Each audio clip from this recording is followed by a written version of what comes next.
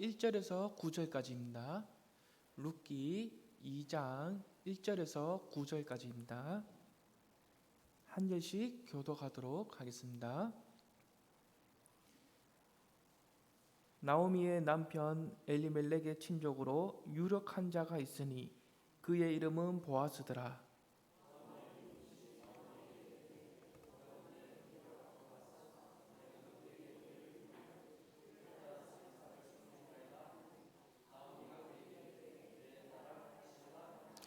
룻이 가서 베는 자를 따라 밭에서 이삭을 줍는데 우연히 엘리멜렉의 친족 보아스에게 속한 밭에 이르렀더라.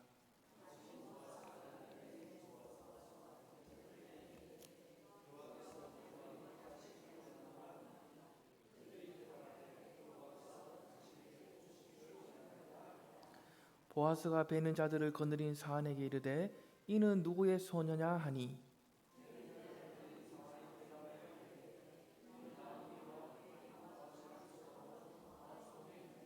그의 말이 나로 베는 자를 따라 단 사이에서 이삭을 죽게 하소서 하였고 아침부터 와서는 잠시 집에서 쉰 외에 지금까지 계속하는 중이니이다.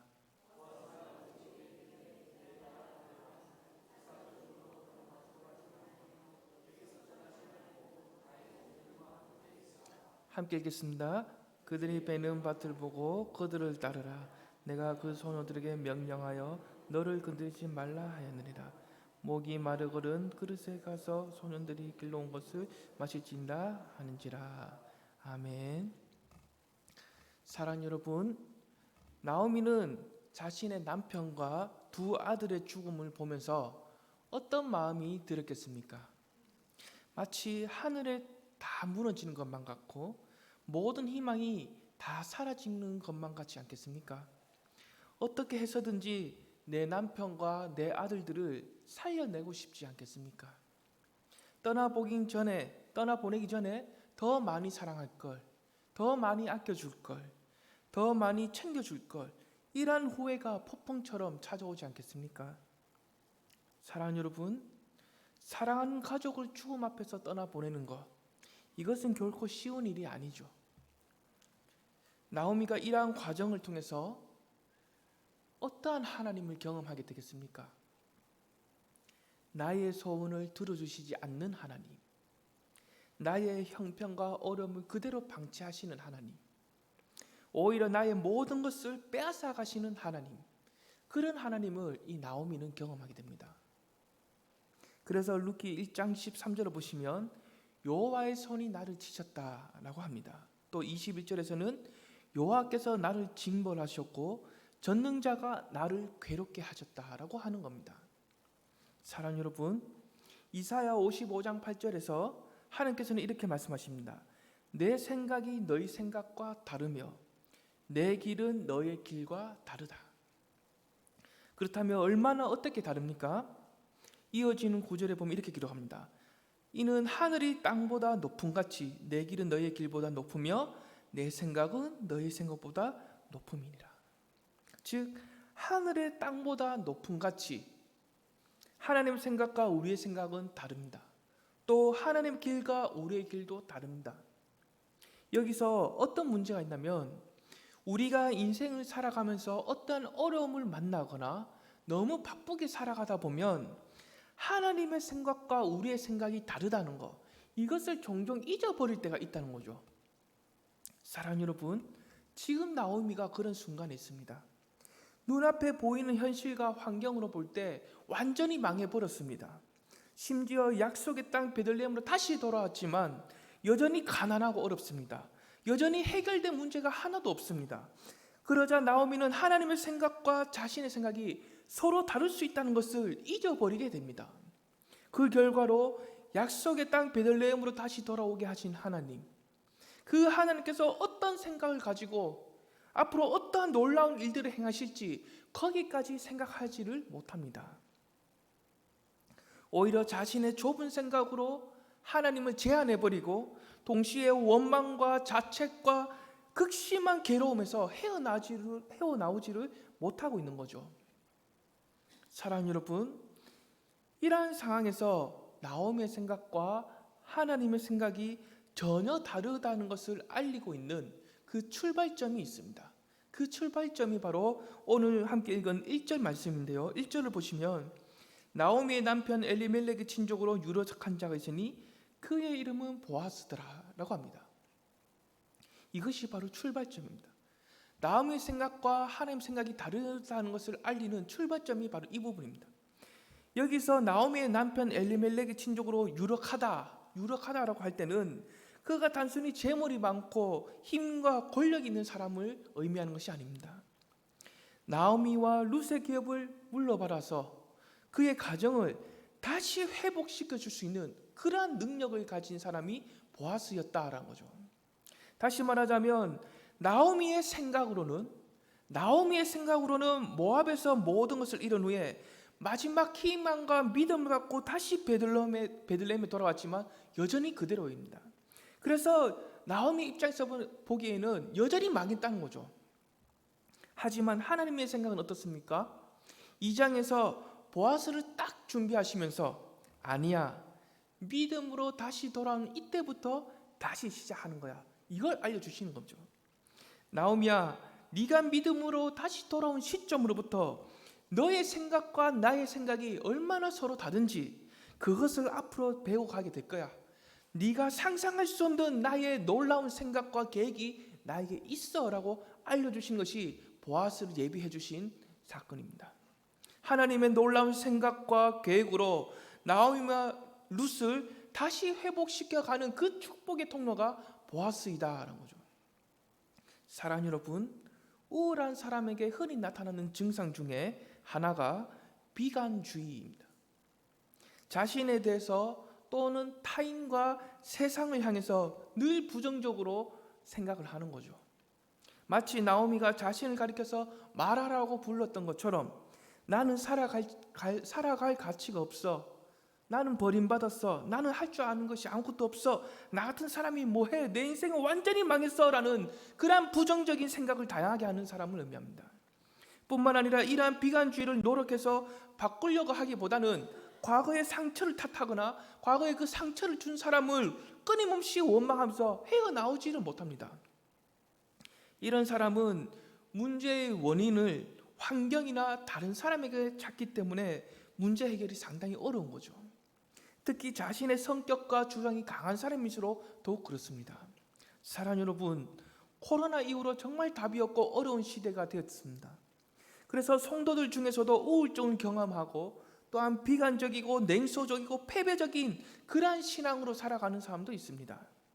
뿐만 아니라 답을 찾을 수 없는 이 시대에서 자신의 좁은 생각으로 어떠한 자기 남들의 공식과 답을 만들고 동시에 그것이 다 맞는 것처럼 여기면서 하나님을 제한해버리는 경우도 있더라라는 거죠.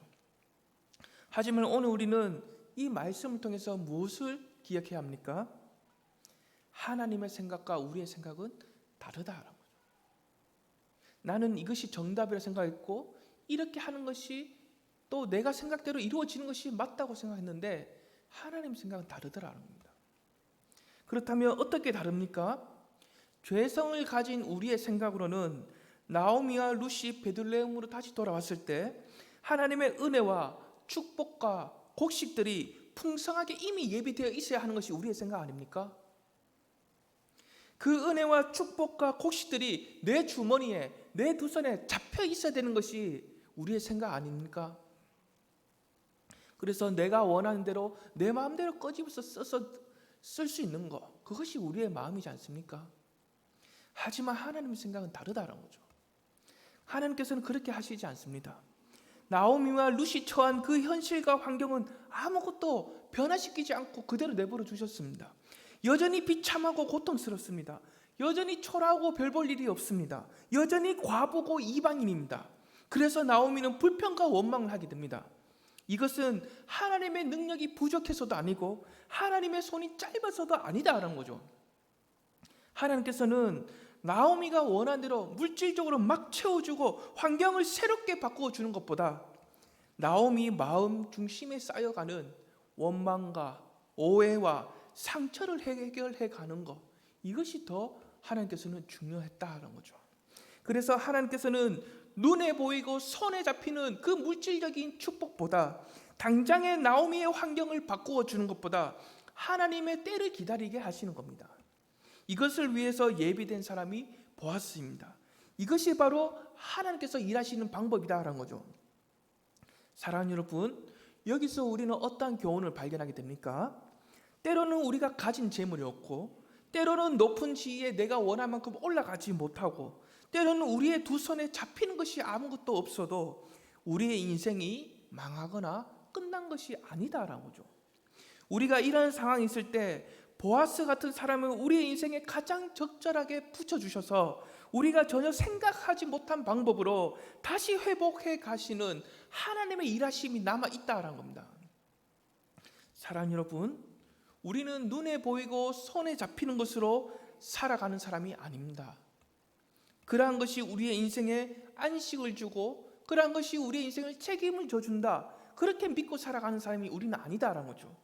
때로는 우리가 가진 것을 다 잃어도, 내가 원할 만큼 올라가지 못해도, 때로는 실패하고 넘어져서 일어날 힘이 없어도 이러한 나에게 보아스와 같은 사람을 보내주신 하나님, 그래서 내가 생각할 수 없는 놀라운 방법으로 다시 회복시켜 가시는 하나님, 그 하나님을 믿고 경험하면서 살아가는 것, 이것이 바로 하나님의 백성으로 살아가는 그 인생만 누릴 수 있는 아주 특별한 인생이더라라는 거죠.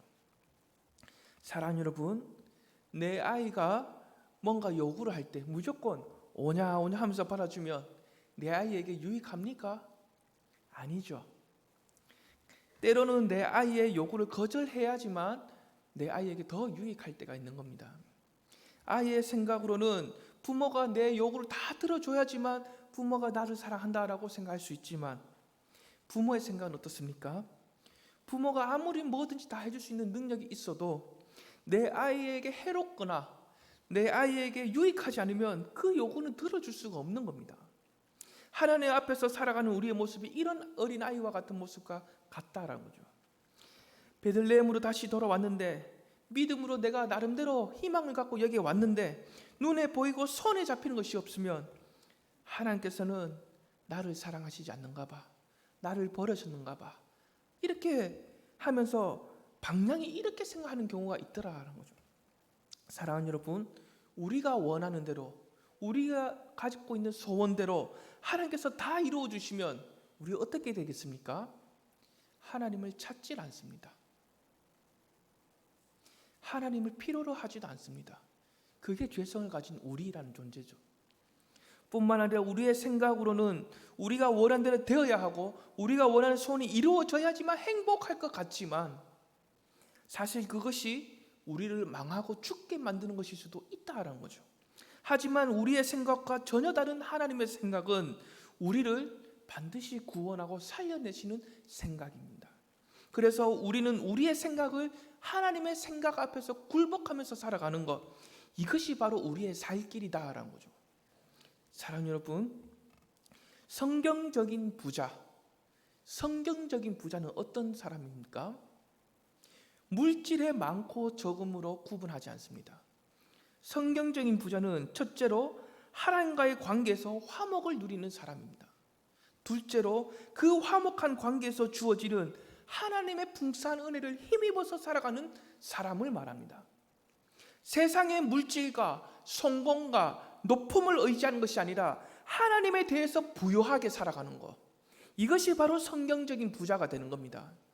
지금 나오미와 룻은 성경적인 부자가 되는 그 출발점 앞에 서 있는 거죠.